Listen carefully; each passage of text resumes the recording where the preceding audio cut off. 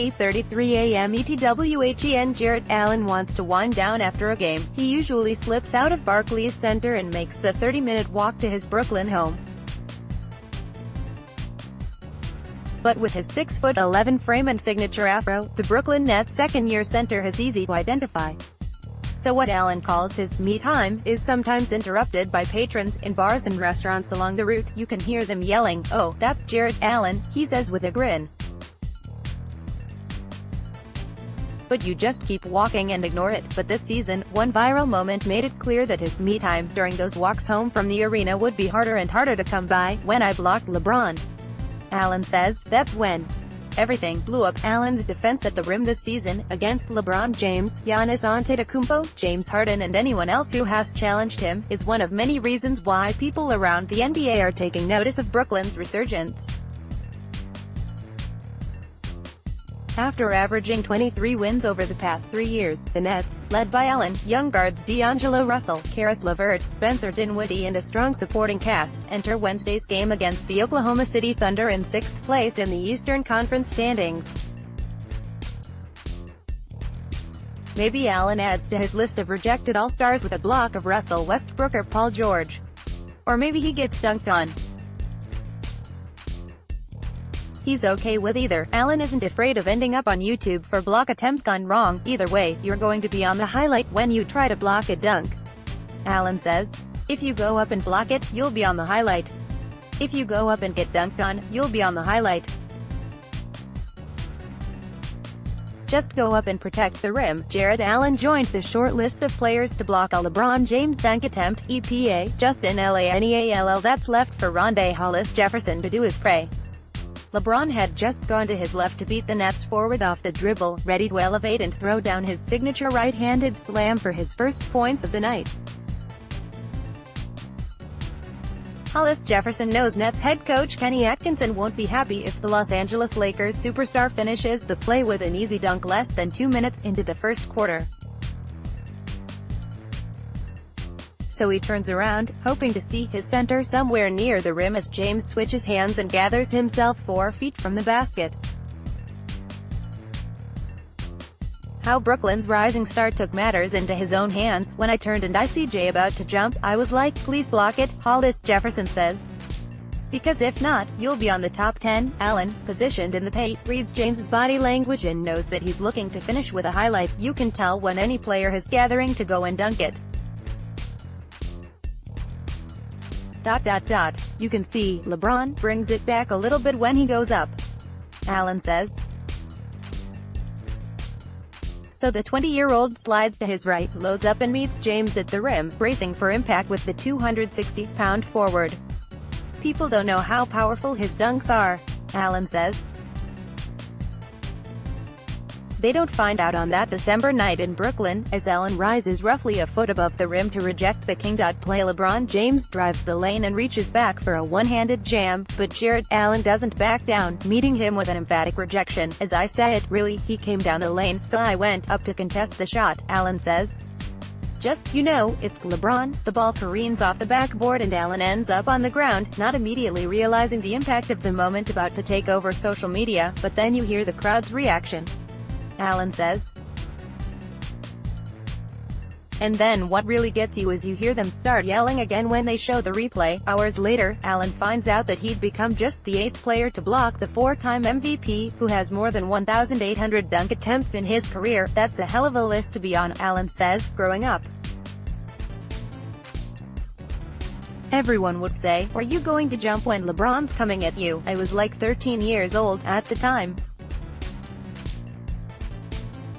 That's the opportunity right there." This season, Allen has had plenty of opportunities to meet some of the NBA's biggest stars at the rim, for people to keep going down there and trying him. "I think that's what they're supposed to do," Russell says. But the percentages aren't that successful. Allen has blocked 15 dunks this season, 2 behind Golden State Warriors center JaVale McGee's league-leading total. Allen ranks 12th in blocks per game and is among the game's top rim defenders, holding opponents to a shooting percentage that is in the 75th percentile of players who defend at least 3 shots at the rim per game. He's in that elite category, Nets forward Ed Davis says. can't block 'em all. The ageless Vince Carter caught Jarrett Allen at the rim Saturday in Atlanta. Scott Cunningham, NBA via Getty Images. Allen doesn't remember the name Frederick Weiss, but he has seen the footage of Vince Carter's iconic dunk from the 2000 Olympics in Sydney. The way Allen sees it, the risk of ending up on the wrong end of a viral highlight is the cost of being a shot blocker in the NBA. Nobody likes getting dunked on, Allen says, but what separates him as a rim protector, teammates and coaches say, is his lack of concern over the public scorn that comes with being on the wrong end of a dunk. People call it a business decision. I don't thinking about that, Allen says. I know my role on the team is to be a rim protector. So I'm going to sacrifice for the team. The Nets value that approach. There's no bravado, Atkinson says of Allen. He's not Dikembe Mutombo, wagging his finger. His personality is such that he doesn't take getting dunked on personally and he goes back at it again, adds Davis. That's half the battle. A lot of guys don't want to be embarrassed. But if you're a shot blocker, that's what comes with it. Sometimes you're going to be on SportsCenter.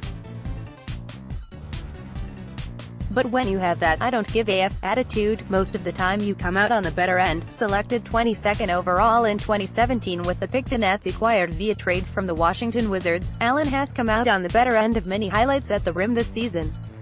But he also has shown that he's more than just a shot blocker. In addition to his blocks per game, 1.5, Allen has increased his scoring, 11.2 ppg, and rebounding, 8.5 rpg, in his second season, flashing an ability to finish with both hands, and through contact, around the basket. And Atkinson believes, in time, Allen can be a true threat from the perimeter. You're going to see in 2-3 years he's Al Horford-ish, says Atkinson, who worked with Horford during his time with the Atlanta Hawks. A lot of guys don't want to be embarrassed. But if you're a shot blocker, that's what comes with it.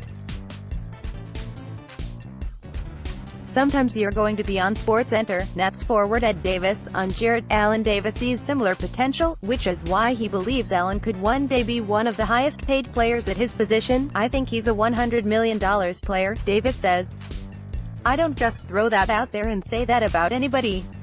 He's got all the tools, he's got the work ethic. Everything is going to fall in place. It's not hard to see a 9-figure contract in Allen's future. Clint Capella, Rudy Gobert, Steven Adams, players of a similar profile, have all inked sizable extensions in recent seasons. He can certainly be in that class of big men, one Eastern Conference executive says. And if that comes to fruition, and Allen becomes the backbone of a contender in Brooklyn, some talent evaluators may have to explain their pre-draft analysis of the center to their bosses.